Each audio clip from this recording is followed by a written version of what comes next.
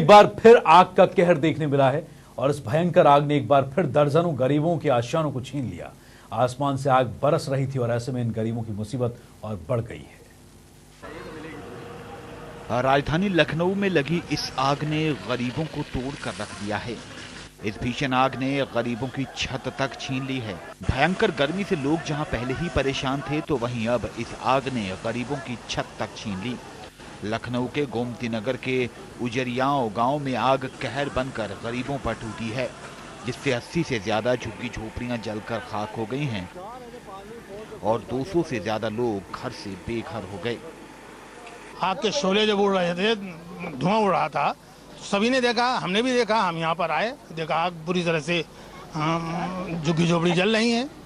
Fire brigade को phone किया गया? क्या फायर ब्रिगेड नहीं, फायर ब्रिगेड तो बहुत बाद में आई है। ये दुआ दें ये गांव के लड़कों को। इस गांव में सबसे बड़ी अच्छा ये है कि हमारे गांव में कोई ऐसी अगर विपदा आ जाती है तो गांव के लड़के जो हैं आगे कूद कर आ जाते हैं, वो अपनी जान जोखिम में डालते हैं। और यही गाँव के लड़कों ने किया कि जो झुग्गी झोपड़ियां नहीं जली थी, आग नहीं लगी थी, उनका सामान कम से कम निकाल करके ही आज स्कैटर्ड पड़ा हुआ है। आप अपनी नजरों से देखिए, इसको दिखाइए पब्लिक को। अब ये गरीबों की झुग्गी झोपड़ियां जल गई हैं, इनको एक पैसे की कहीं एंड नहीं मिलेगी। छोटे छोटे इनके बच्चे हैं, इनका सारा सामान जलकर राख है, उनकी रोजी रोटी का कोई सहारा नहीं है। इसके लिए कोई इंतजाम होना चाहिए।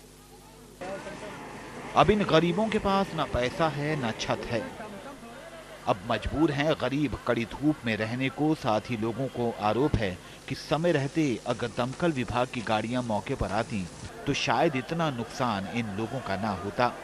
15 साल से झुग्गी झोपड़ी में अपनी जिंदगी बसर कर रहे लोगों के सपने पल भर में जलकर खाक हो गए।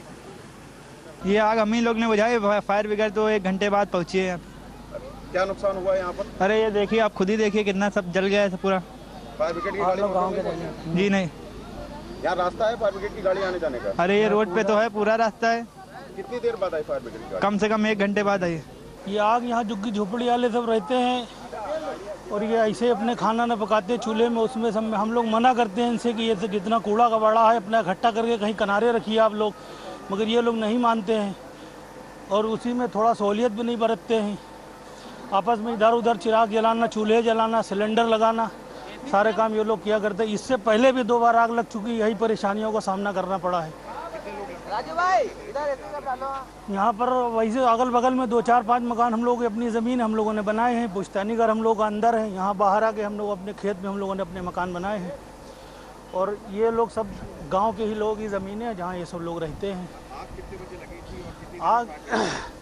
आग लगे हुए करीब 1 घंटा तो ऊपर हो गया है। फायर ब्रिगेड भी करीब 1 घंटे बाद ही आई है।